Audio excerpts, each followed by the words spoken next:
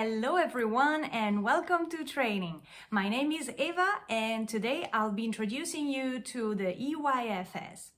EYFS stands for Early Years Foundation Stage and is an educational framework created in the UK that comprehends ages 0 through 5 or 0 through 16 months and establishes standards of development by age and requirements for the observation, assessment and planning for teachers. The EYFS is characterized by a focus on the child and by 4 fundamental principles. And these principles are a unique child, positive relationships, enabling environments, and learning and development.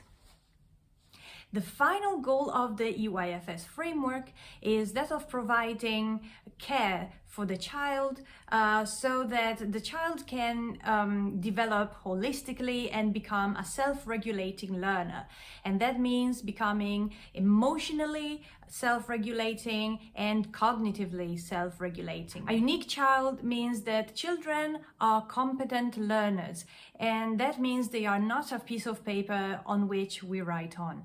And teachers need to recognize and respect the individuality of each child, and to recognize that each child develops at different rates and they learn in different ways. And respecting the individuality of each child also means respecting the individual culture and the diversity of the families and of the community.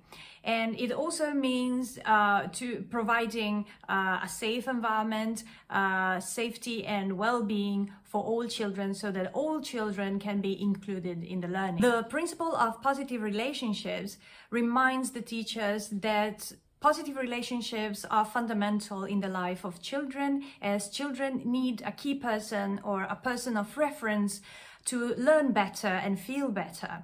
And it also reminds teachers that these relationships that we create with the parents and the children are based on respect.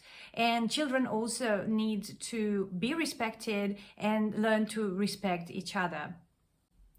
And teachers need to always respect the children, their families, and it is very important to validate the feelings of the children and their families.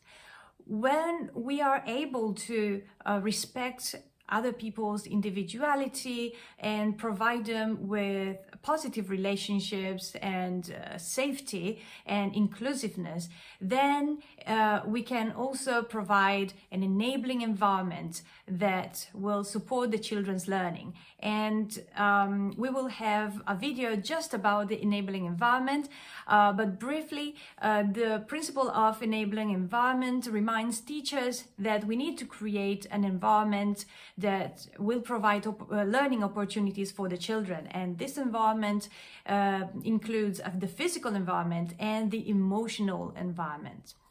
And when we have respected these 3 principles, then children will be able to achieve a holistic development and learning. And learning and development will be achieved usually through play and exploration and through active learning. Because as we said, the EYFS aims at creating self-regulating critical thinkers or self-regulating learners. So children need to be actively involved in an activity.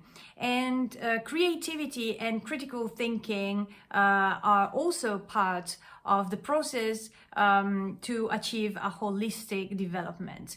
And holistic development in the EYFS means it is a development that encompasses the 7 areas. The EYFS has divided the development of children into 7 different developmental areas. And these areas are classified as 3 prime areas and 4 specific areas. All the 7 areas are actually equally important. There is no area that is more important than another. But the classification just means that the 3 prime areas come first.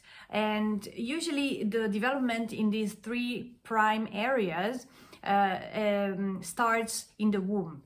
The three prime areas are communication and language, CL, physical development, PD, and PSED, that is personal, social, emotional development. So these are the first areas in which the child will develop. And even before a child is born, these areas have already started developing. While the specific areas are M, math, L, literacy, EAD, expressive arts and design, and UW, understanding of the world. And these are areas that the child will develop after he or she is born. The framework EYFS also provides the standards for development in each of these 7 areas for different age groups. And these are detailed in the Development Matters. And the Development Matters is a very valuable document that can function as a guide for the teachers, telling the teachers in detail what to expect from a child of each different age group in different areas of development and learning. It also tells the teachers how to establish positive relationships with the child in different areas and in different age groups.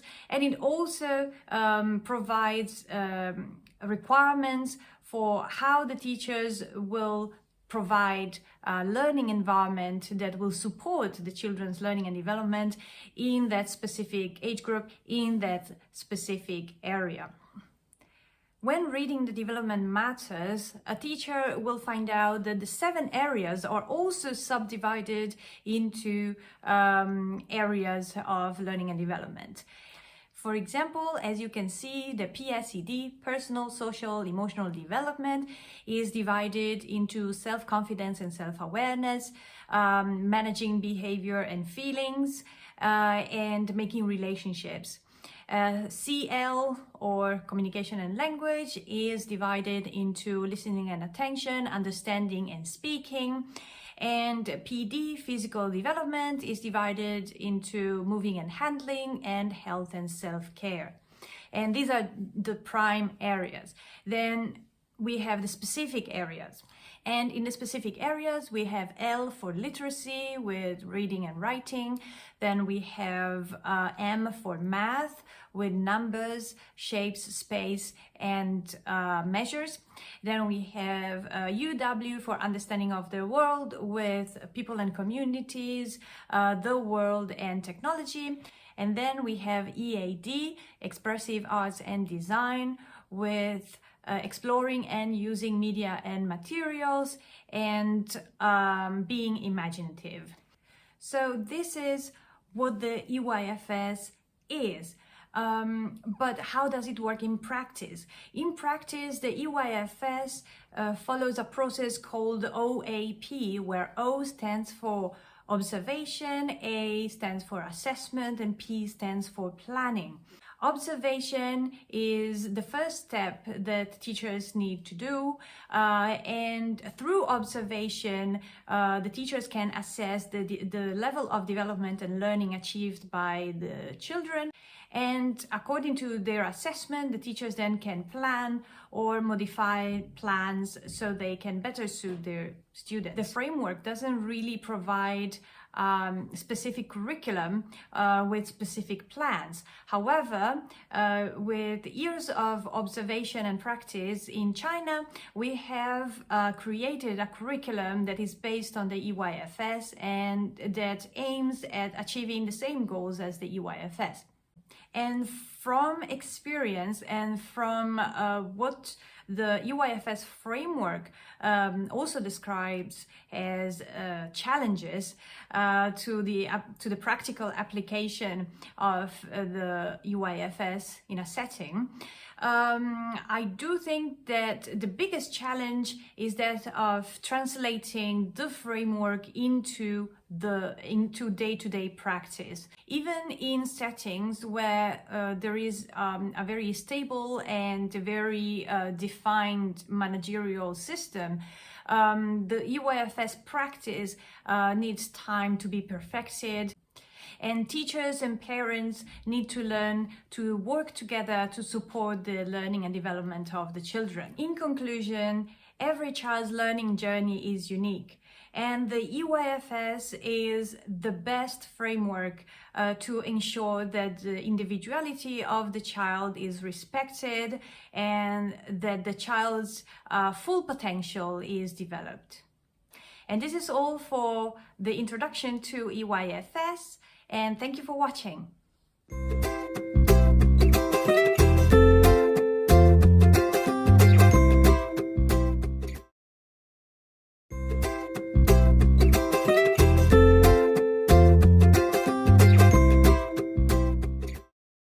Hello everyone and welcome to training. Today we'll be talking about the key person approach. The key person approach is based on the principles of the EYFS, and the basic core principles of the EYFS are a unique child, positive relationships, enabling environments, and learning and development. In particular, the key person approach helps realize the second core principle, that of positive relationships. To understand this principle of positive relationships and its importance, we need to understand that the children need to form some secure attachment in their lives to a carer, a parent, or another key person. And they need to do so so that they will become an independent in exploring the world around them. If children have not achieved a secure attachment, they often shy away from exploration and trying things by themselves. It is very evident when we see a child acting in a family context where the child will go around the house that he knows very well, he or she knows very well, and he will play with things around the house, will be able to express himself or herself very freely. And then when we go outside in a new environment where there are lots of people that the child doesn't know, then the child will probably feel a little bit shyer, or we will see the child thinking a little before engaging in a new activity with other people that they don't know. Sometimes we will see children staring at a stranger instead of interacting with them because they don't know this person very well. So this is very evident in day-to-day life, family life. When it comes to kindergarten, when it comes to an early years setting, we need to understand that this is also a new environment for the child, where there are many people that they don't know, both adults and their peers and other children.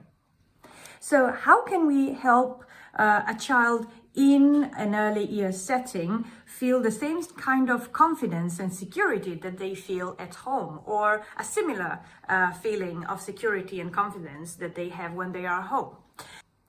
Well, in an early years setting context, the key person of the child will not be usually a family member, but the key person will be a member of staff, usually a teacher, that the children will build special relationship with, and that person will become the point of reference of the child. So in an early years setting, the role of the key person is very crucial to the child's development and to the child's learning. A key person usually has a series of special responsibilities they have to fulfill. And usually a key person will be the key person for a small group of children, or for an individual child. The key person has the task of giving reassurance to the children, of letting children feel cared for, and also that of building relationships, positive relationships with their parents through, for example, the parents as partners approach. Another task of the key person is that of helping the child become familiar with the kindergarten environment, with the provision inside and outside the classroom, and all the materials that are provided to the children. The key person also needs to meet the individual needs of the child. So when teachers are adapting a plan, for example, or they are observing and assessing in order to plan a next step activity for the children, the key person is the expert on that one child or that one group of children. The key person is also a figure of reference for the child. So when the child has a difficulty, he's not feeling well, or had an accident, or has a problem, usually we will observe that children will go and find their key person to be taken care of, because they hold the key person as a person of reference. And the key person is not only a point of reference for the children, but also a point of reference for the parents. So usually if the parents have some issues they want to talk about, they will talk to the key person. And the key person is usually also the person that will take care of the children's day-to-day needs, like toileting, dressing and undressing, etc., according to their needs. However, in Chinese kindergartens, usually classes have a team of teachers that have very specific roles. And we have one teacher being the caregiver that will take care of the day-to-day, will mainly take care of the day-to-day needs of the children, like toileting and dressing and undressing and feeding if that is needed according to the children's needs. In China, the key person's role may have some special features.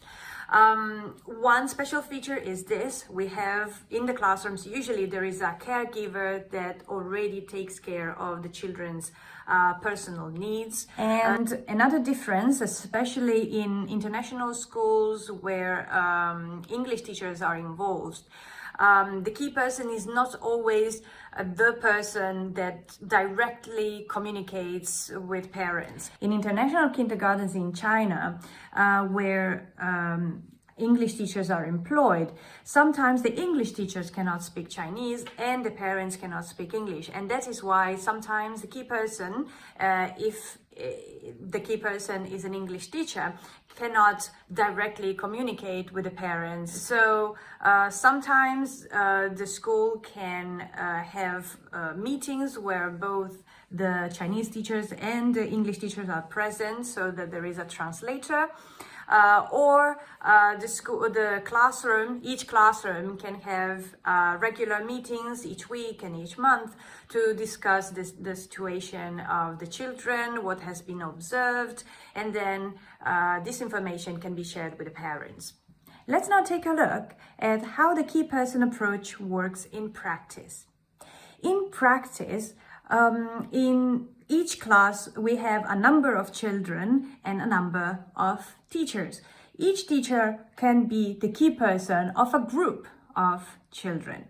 So the children can be divided into groups, and each group can be assigned to a key person. And how do we decide what children to assign to one teacher, or what group of children to assign to one teacher?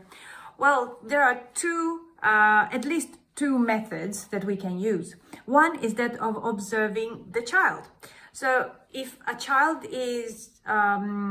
has already developed an attachment towards one of the teachers, that teacher will probably become the child's key person. And that is because the child has already built a trust relationship and is already using this person as a reference. So it's a kind of natural key person, natural process towards discovering who is the key person of this child, for this child. And this is really the ideal way to find out who is the key person of whom. Because if the children like that person in particular and will keep that person as a reference, they will be more likely to play with that teacher. They will be more likely to be nearby the teacher during the day, and that teacher will also have more opportunities to observe the children, to assess the children, to play with the children, and get to know the children better. However, this method also has a little drawback, and that is that if all children like one teacher in particular, or most of the children like one teacher in particular, it will give that teacher a lot of work to do, and that teacher may not have enough time or enough opportunities to effectively observe the children that like her or like him. Sometimes we need to use the second method, which is choosing the second choice of the child. So usually when we say that children will form an attachment to one teacher or will be more attracted to one person in particular, and that will become the key person, we don't mean that the children don't like the other teachers. It just means that they like one teacher more than the other, or than the others. So children usually will like one teacher very much, but they will also have a second favorite or a third favorite. And usually that is evident from the children's behavior. So when their key person, their favorite teacher is absent, they will have someone else. They will go to someone else, and that is usually their second favorite. So when we observe children's behavior, it actually becomes self-evident and easy to spot who is the key person and who is the second favorite.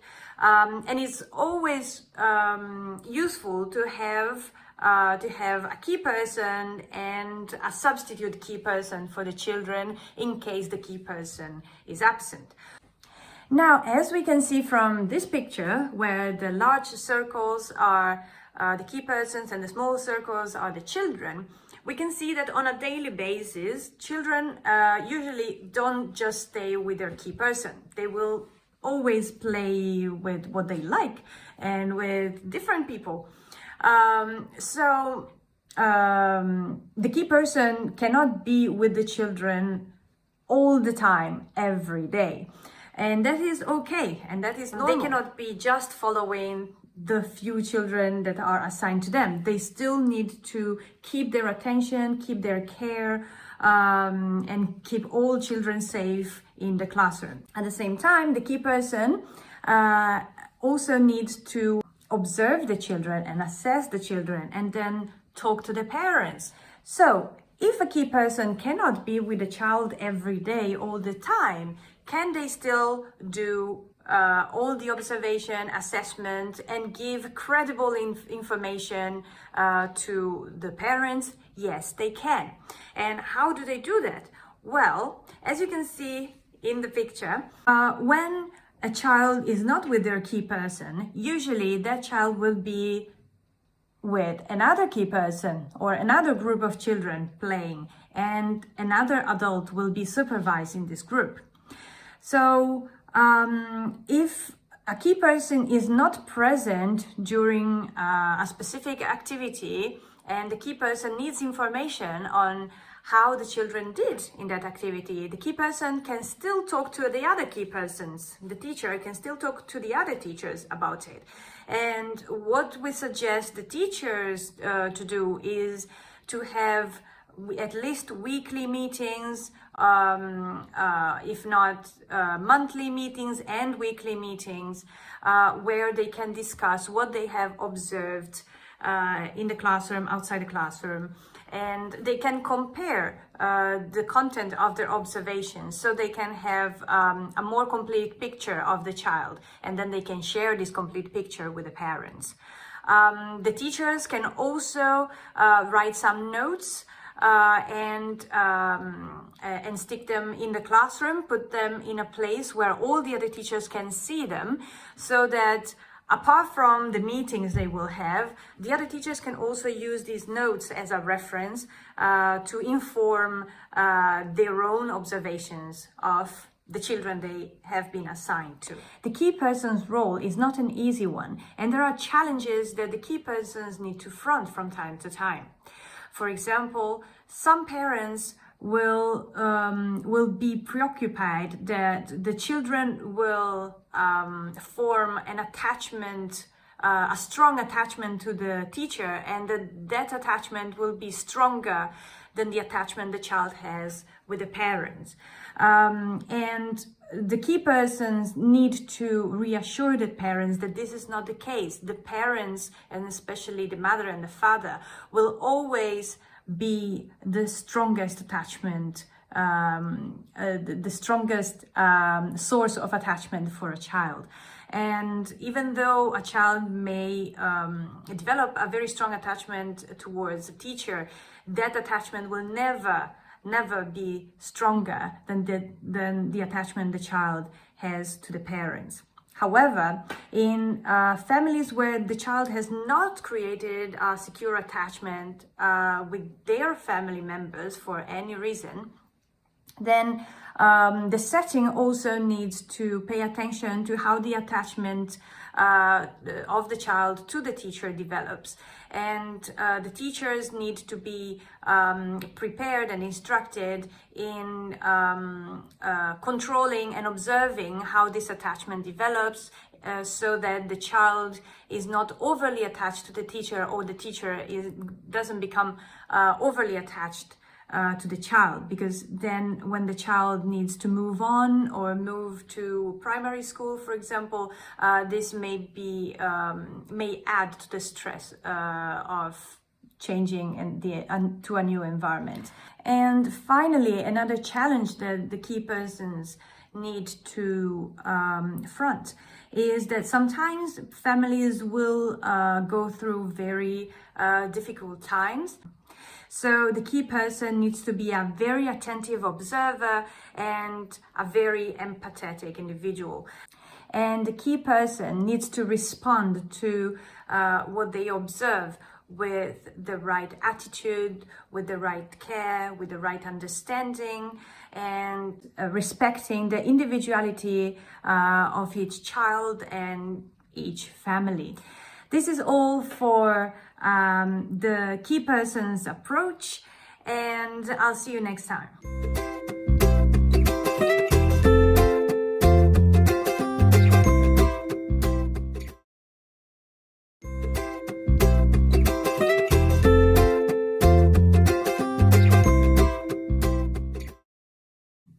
Hello everyone, and welcome to training. Today we're going to talk about how to build the relationship with parents as partners. Parents as partners is part of the principle of positive relationships in the EYFS. And parents are the key persons, are the first key persons and the most enduring educators for their children.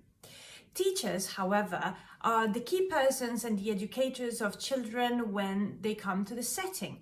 And a collaboration between parents and teachers has a positive impact on children's learning and development. Today, we'll take a look at how we can build this parents as partners relationship, and in practice, what we can do to foster this relationship between parents and teachers. The first step in building the parents as partners relationship is that of getting to know the family, contacting the family. And we can do that by using methods like home visits, where the teachers will go to the children's homes and will get familiar with the environment where the child has grown and with all his carers or her carers. It is also very important to welcome warmly all parents, all carers to the kindergarten, and showing our respect towards the individual culture of each family. Another important step in building this relationship is that of establishing two-way communication between parents and teachers, and parents and school administration, where information and knowledge is shared openly. And when we talk about communication with parents, teachers need to be aware that effective communication is key, and effective communication includes non-verbal communication and attentive listening and many other effective communication techniques. In order to provide effective communication, then teachers need to have a high sense of self-awareness and to be very sensitive and empathetic with the parents. Often when experts talk about effective communication, we only think about the communication between two people or between people, but actually communication and exchange of information also happens in the environment. So when parents come into a setting, the environment of the setting should communicate clearly what the ethos of the kindergarten is, and the environment, the physical environment itself, should be welcoming. And now I will introduce 7 steps that will help any setting establish their parents as partners relationship. Number 1, get in contact. Getting in contact with a family and getting to know a family is fundamental to build any relationship with that family. Some schools will have a marketing department that contacts prospective parents at the beginning, and they will have experts that talk to the parents at the beginning. However, it is fundamental that the teachers themselves, the practitioners themselves, talk to the parents in person. And if it is possible, they should go to each child's home and talk to all the carers that are involved in the care of the child. Number 2, building a trust-based relationship with the family. Building a relationship with the family, a positive relationship with the family, is not enough. It needs to be trust-based. The parents or the carers need to be able to trust the teachers and the setting where the child will be in the future. So a basic trust relationship needs to be established, and at the base of this trust needs to be respect. The teachers and the setting need to be the first to provide this respect, and it is a respect not only for the person, but also for the individual culture of each family. So step number 3 is respecting the individual cultures of each family. Step number 4 is also fundamental in establishing a trust relationship, and it is providing the service and the care that we promise the parents. When prospective parents come to a setting, the marketing department or the head teacher or any other staff that is in charge will introduce the setting to the parents, will promise the parents that children will be taken care of, and the curriculum will be introduced, etc. And when the children of these families, of these parents, will start attending the kindergarten, we need to provide the care and the service that we have introduced to them and that we have promised them. 5. We need to get the parents involved in their children's education. And some practical ways to do that are organizing some open days where parents can come in and visit the school. Maybe we can organize some performances or some craft expositions for the parents. There can be some monthly themed activities like Halloween activities, Christmas activities, Easter activities. If it's a Chinese kindergarten, then maybe dragon boat festival activities, etc. Then we can have some parent salons or parent classes where an expert can come in and talk to the parents about some issues they may be interested in. And we can involve the parents, also creating a PTA where the parents can manage themselves and they can prepare some activities to share with the setting, or they can prepare materials that will be used in the setting during special activities. We can also ask parents to do some DIY projects with their children when they are home, or to provide us with materials for DIY. For example, recycled materials like boxes, empty bottles, etc. And obviously we can involve parents in school trip visits, camping trips, any kind of outdoor trips, outdoor activities. And last but not least, we can involve the parents in the classroom itself, asking parents to do some activities with the children, for the children. For example, if a parent is a very good baker or a very good cook, maybe he will have a cookery class with the children and will teach them how to bake a cake or bake bread. Number 6, we need to keep the parents informed.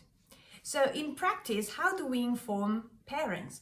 Well, usually teachers keep a daily record of what happens in the kindergarten. In the daily record, they can record how much a child ate that day, whether they ate, whether they had any issues that day, whether they went to the toilet or not, and communicate these practical pieces of information to the parents. The teachers can also send pictures and videos every day to the parents, and in some settings there are cameras through which the parents can watch their children while they are in the setting. Then most parents also like to know what children are learning in the setting. So the teachers will send the parents weekly newsletter where they detail what the children have been learning that week, so that parents can also follow up on the content at home. The teachers will also send a monthly letter to the parents telling them what will be learned during next month. And in the monthly letter, the teachers not only write to the parents what the children will be learning, but they will also give parents some suggestions about activities they can do with the children, or books that they can read with the children in order to support the learning that will happen the next month. And each month there will also be an end of the month meeting with the parents, so the teachers can talk directly to the parents about what has happened that month. And the teachers will also share their observation records each month with the parents and talk about what the next steps could be for their child. Finally, each semester the teachers will also assess the children according to all the observations they have done during the semester. There will be a general assessment of children in the 7 areas, and after the assessment has finished, the content of the assessment will be shared with the parents in one-to-one meetings at the end of the semester. And number 7, as we already said, effective communication is key. So when we are establishing a relationship with a new family, and when we are communicating all the information and knowledge about the children with the families, we need to do it through effective communication. And finally, a small reminder, teachers and parents need to be on the same page when it comes to the learning and development of children. And it's important to remember that teachers can learn a lot from parents, and parents can learn a lot from the teachers. So if we want children to have the best learning environment, the best enabling environment, we need to establish a positive relationship, a partnership between the teachers and the parents. And the teachers and the parents need to keep communicating with each other. This is all for now. Thank you for watching.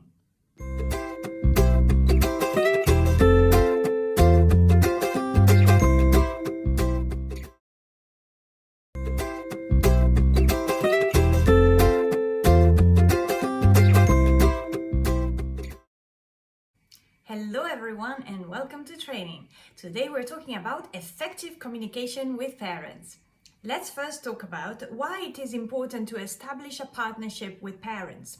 In the Parents as Partners video, we have talked about how being partners with the parents can help support the children's learning and development. So this is a very important reason why to establish effective communication and a trust relationship with the parents. But are there other reasons? Well, if parents are our partners, they will find many different ways to support their child's learning.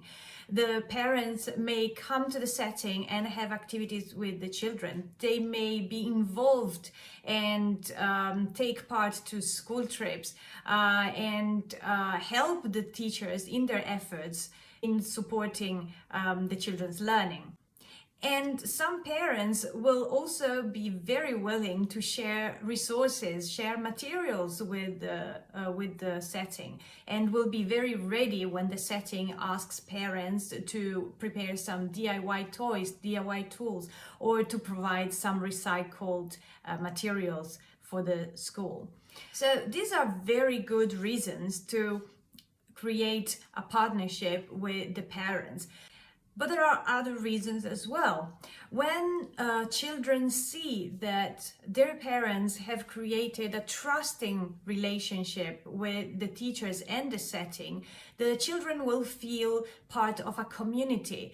So building a partnership with parents also means building a sense of community where the children will grow and learn. And finally, for a setting, having parents that are very involved and they have a strong partnership and strong relationship with the teaching staff and with the whole school means that they have many parents that will promote the school to other parents, and word of mouth is really the best and the strongest marketing tool there is. So if parents feel respected and appreciated and they are very involved in the life of the setting, they will be more likely to give a good feedback and to talk positively about the setting to other parents. So being partners with the parents is good for everyone. Is good for the parents themselves, is excellent for the learning and development of the child, and it can also help a setting grow.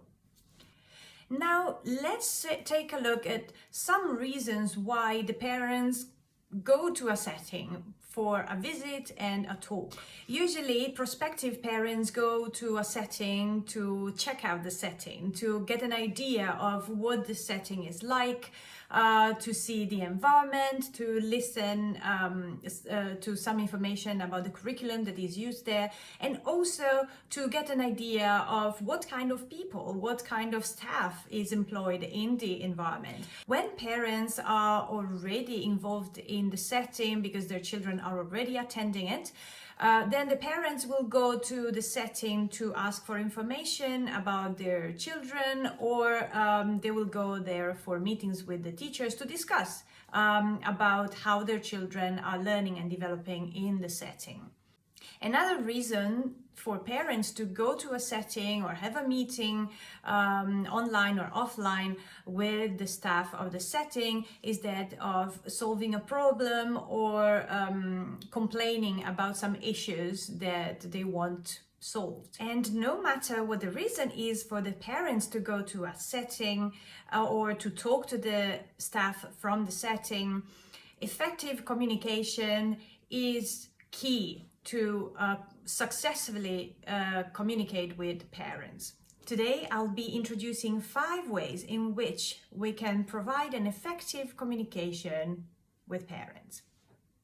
Number 1, we need to let parents feel welcome and comfortable. Number 2, we need to use active listening. Number 3, we need to give a clear message to the parents. Number 4, we'll need to negotiate. And number 5, if a solution needs to be found, we need to agree on a solution. So let's take a look at them one by one. Number 1, letting parents feel welcome and comfortable. First of all, even before parents have walked in, we need to let go of our biases. Many times teachers will have some preconceptions about parents, and these preconceptions can be positive preconceptions and negative preconceptions. Everyone knows there is the difficult parent, and sometimes this kind of preconception, thinking that one parent is particularly difficult, will influence the way that we behave towards this parent, will influence the way we talk to this parent. So first of all, we need to be self-aware of what our bias, what our preconception towards that family or that parent is, and we need to let go of any preconception we have. Secondly, we need to shift the focus from our own feelings, how I am feeling nervous talking to a parent that is coming in, to the feelings of the parents and the feelings and needs of the children. So often a teacher will feel nervous talking to a parent, but teachers need to realize that parents feel nervous too. So we need to take into account their feelings and the feelings and needs of both the parents and children. Because every parent has their own personal feelings and they come from their own personal cultural background, we also need to be understanding, because parents may be anxious too, and they may come from a different cultural background, as every family is different and every individual is different. So the way they act and they react will be individual to themselves. And whatever the communication style of the parent is, the teachers should not take anything personally. And it is very important not to take sides. If, for example, there is a problem or a quarrel between two families and the teacher is involved in communication with one of the two families, the teacher should never take sides and should be an impartial communicator. Teachers should also avoid assuming an authoritative role and should let the parents feel they are on the same level, they are equal, and this can be done with the tone of voice, can be done by just being a friendly person, smiling to the parents, welcoming the parents in, and letting the parents feel physically and emotionally comfortable. To let the parents feel physically comfortable, we can provide a comfortable area with a sofa, maybe some tissues, a glass of water, cookies or a coffee machine nearby, and we can let the parents just relax for a while.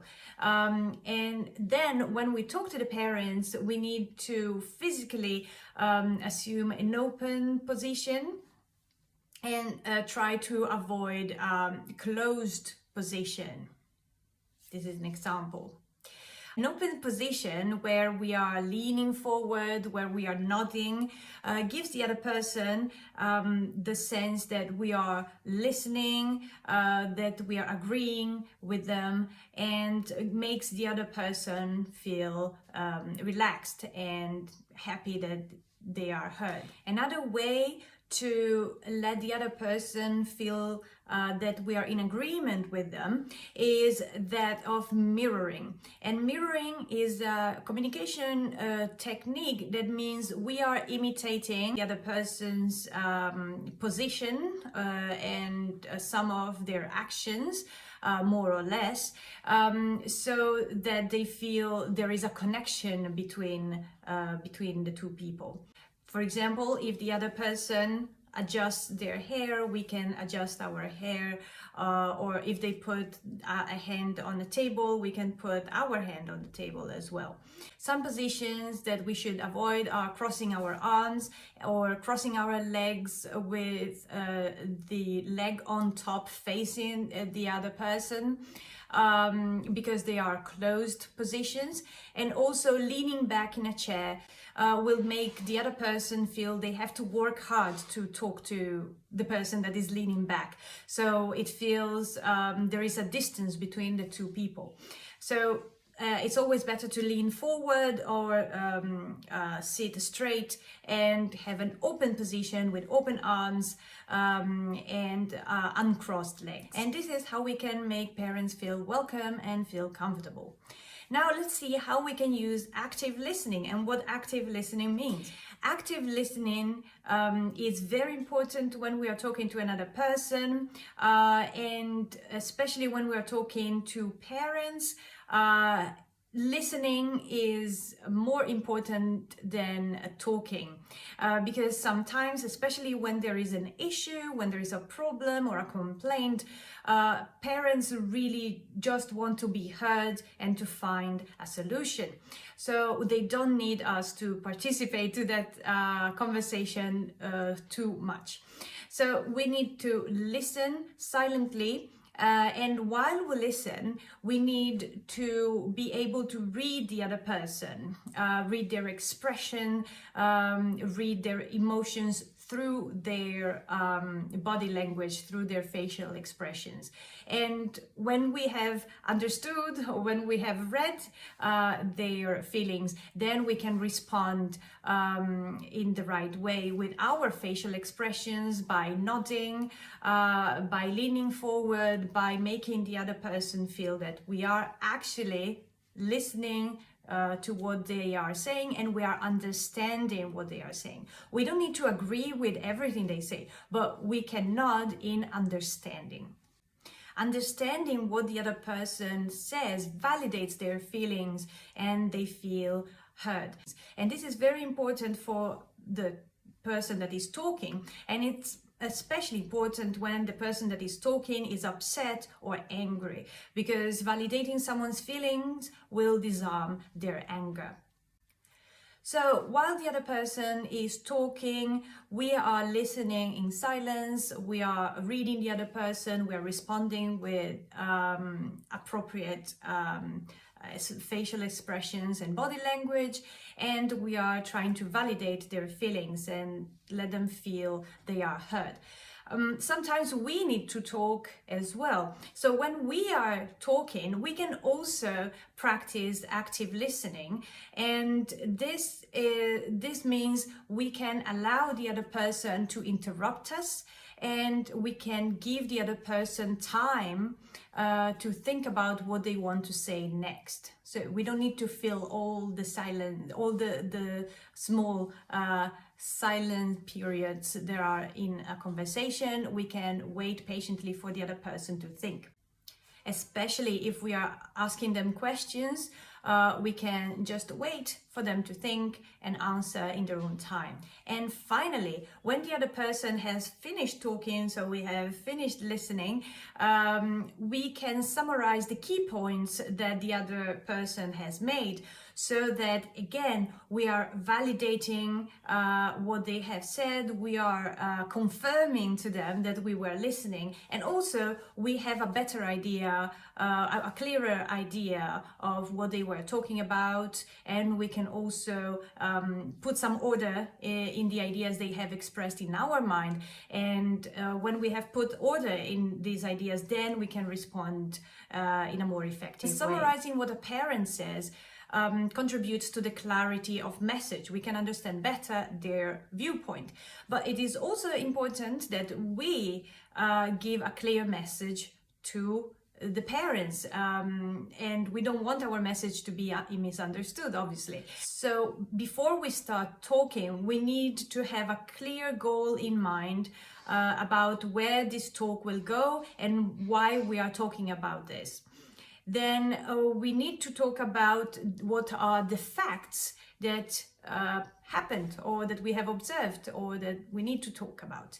If we're talking about a problem that needs a solution, we need to ask the parent what solutions have already been tried before, and we can ask the parent what solutions they suggest we can try in the future.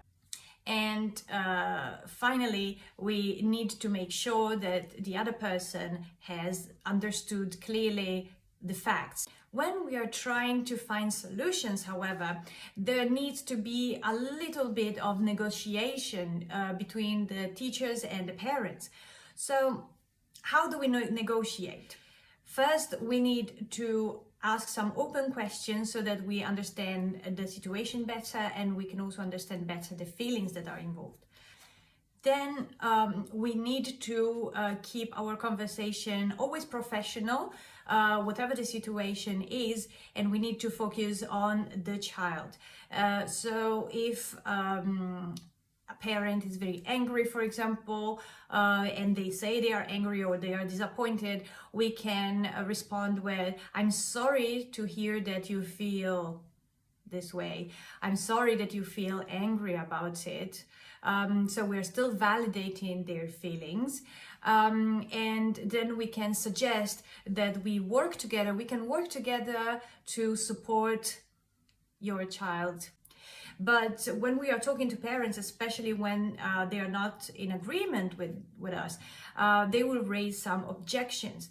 When parents raise objections, the teachers need to back up their claims with professional knowledge and with the ethos of the school. And teachers should avoid defensive strategies and just keep an open mind, keep an open attitude. And teachers should be prepared to keep a professional attitude even when the teachers have to confront some disrespectful attitudes or name calling by the parents. In this case, the teachers should defend their principles and their ethos with grace and appealing to their professional knowledge.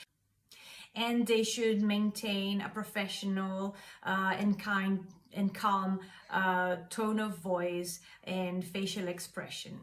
And it is something difficult to do from a human point of view.